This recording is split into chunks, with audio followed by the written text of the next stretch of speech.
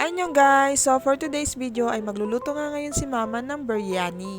Itong biryani na to guys ay request talaga namin kay mama, kaya naman tara samahan nyo kami at ipapakita namin kung paano lutuin ang biryani. At habang niluluto ni mama ang karne at ang kanin, ako na nga nag-prepare nitong mga ibang gagamitin ni mama na rekado gaya nitong kamatis, sibuyas, bawang at carrots. At nang maluto na nga itong karne at ang kanin ay sinimula na nga ni mama na maggisa. At sa paggisa nga nito guys, gumamit lang si mama ng butter imbes na mantika. At ayan guys, si mama talaga ang nagluto nito dahil siya lang naman ang may alam magluto ng biryani. At nang magisa na ang sibuyas sa bawang, sinunod na ni mama itong kamatis. At meron palang mga dalang mga rekado si mama guys. Ito ay galing pa sa Dubai. So inuwi niya dito sa bahay para sa ganun pag nagluto daw siya ng biryani ay may magagamit siya para naman sa ganun ay masarap at talagang lasang-lasang biryani. At pagkatapos igisa itong kamatis at medyo lata-lata na siya, ayan nilagay ni mama yung karne yung niluto niya kanina. Para sa kalaman ng lahat guys, pork biryani ang lulutuin ni mama for today's video. Dito pa nga lang sa pagluluto ni mama ay naaamoy mo na talaga ang sarap ng amoy ng biryani. Sa final step nga guys ay naglagay na rin si mama ng margarine dito sa isang malaki naming lalagyanan.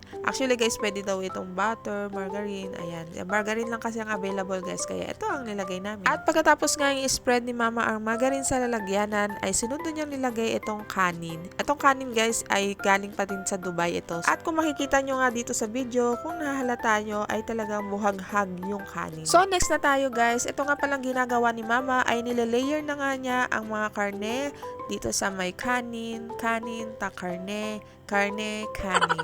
So ang paggawa na to guys hanggang sa maubos or mapuno itong lalagyanan namin, kailangan may ilagay na ni mama lahat ng mga karne at kanin. Mabusisi pala ang pagluto ng ganito guys dahil ang dami mo kailangan i-prepare, ang dami mo kailangan gawin para lang makaluto ng ganito. At nang may ilagay na ni mama ang karne at ang lahat ng kanin ay ito ay tinakpan muna niya ng foil at papainitin niya ito ng saglit lang. Take note pala guys, mahinang apoy lang kapag sinalang nyo na siya. I-flex ko na rin pala itong bigas na binili ni mama, galing rin pala ito sa Dubai guys, talagang mabuhag-hag siya. And finally, ito at naluto na rin siya at ayan, unti-unti na namin inaabot. At inuna na muna namin yung karne, tinanggal muna namin yung nasa ibabaw at saka namin pinagsama-sama at nilipat sa isang malaking lalagyanan. At pwede nyo rin na siyang lagyan ng mga dahon-dahon or sili.